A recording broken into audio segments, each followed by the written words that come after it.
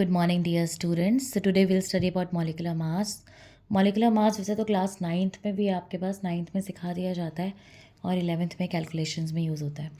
Molecular mass क्या होता है? Mass of the molecule, right. निकालेंगे कैसे? एटॉमिक मास से आपको लर्न है, राइट. होने चाहिए आप तक. अगर नहीं है तो लर्न करो, राइट. और उससे आप मॉलिकुलर मास निकालते हो. फॉर एग्जाम्पल H2SO4 का मॉलिकुलर मास आपको फाइंड आउट करना है. एच कितने हैं यहाँ पे? 2. एच का मास कितना होता है? 1. सो 2 इंटू 1 प्लस सल्फ़र कितने हैं? 1. सल्फ़र का मास होता है 32. ठीक है. प्लस ऑक्सीजन कितने हैं? 4. ऑक्सीजन का मास होता है 16. इसको सॉल्व करोगे तो आएगा आपका 98 AMU. AMU भी लिख सकते हो, ग्राम पर मोल भी लिख सकते हो. This is molecular mass. ऐसे ही मान लो आपने ग्लूकोज का निकालना है. ग्लूकोज क्या होता है? C6H12O6. कार्बन कितने हैं? 6 इंटू 12 कार्बन का मास. हाइड्रोजन 12 है, हाइड्रोजन का मास 1 होता है. ऑक्सीजन आपके 6 हैं, 6 इंटू 16. सॉल्व करोगे तो आएगा 180 AMU.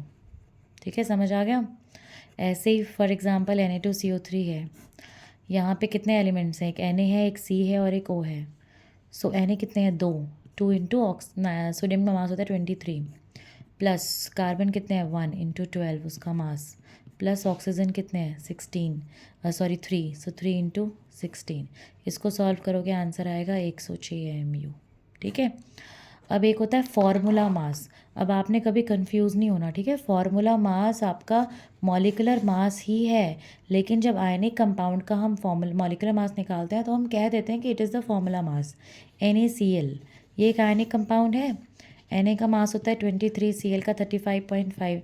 इसे सॉल्व करोगे आंसर आएगा 58.5. तो निकाला तो आपने वैसे ही ना जैसे आप मॉलिकुलर मास निकालते हो, but because it is an ionic compound we can say that it is a 58.5 is the formula mass of NaCl.